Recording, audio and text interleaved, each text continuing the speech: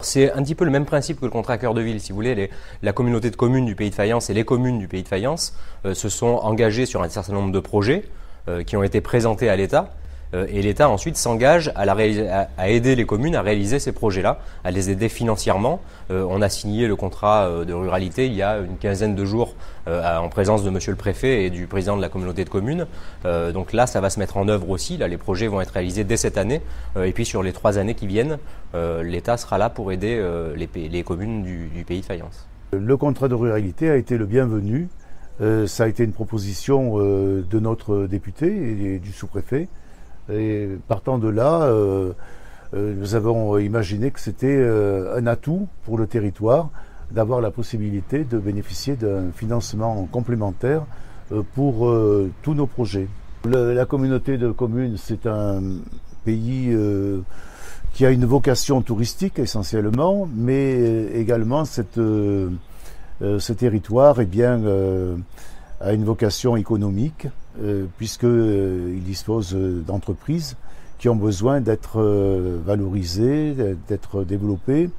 Et en ce qui nous concerne, nous essayons justement de faciliter ce développement sous toutes ses formes, avec des aménagements routiers, avec des aménagements de stationnement, par exemple, avec aussi pour le territoire l'aménagement au bord du lac, puisque nous avons la chance d'avoir un lac, d'une maison du lac destinée à accueillir les touristes, mais aussi à promouvoir tout le territoire du Pays de Fayence. Dans le contrat de ruralité, nous avons prévu l'aménagement de l'ancienne maison de pays, et ça consiste surtout à réinstaller la maison des services au public, à les développer et à répondre à tous les besoins nouveaux qui découlent du numérique en particulier, de façon à faciliter au maximum l'accès des services à la population du territoire. Moi, mon rôle, c'est d'arriver à donner une cohérence à cette action-là sur l'ensemble de la 8e circonscription.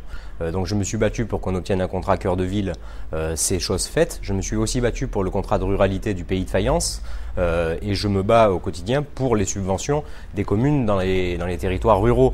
Tout ça donne une cohérence. La ville-centre, qui est Draguignan, a besoin de rayonner pour qu'ensuite la 8e circonscription dans son ensemble et les territoires ruraux profitent de ce rayonnement-là. Mais il faut aussi qu'on vienne les aider, eux, pour répondre à leurs problématiques directes. Et c'est ce qu'on fait avec le contrat de ruralité de Fayence et la DETR qui va bientôt arriver et pour laquelle je travaille avec le sous-préfet et l'ensemble des membres de la commission DETR. Pour que ces communes-là puissent avoir les subventions de dotation d'équipement aux territoires ruraux. C'est ça la DETR en fait. C'est des subventions de l'État pour la réalisation des projets des communes rurales.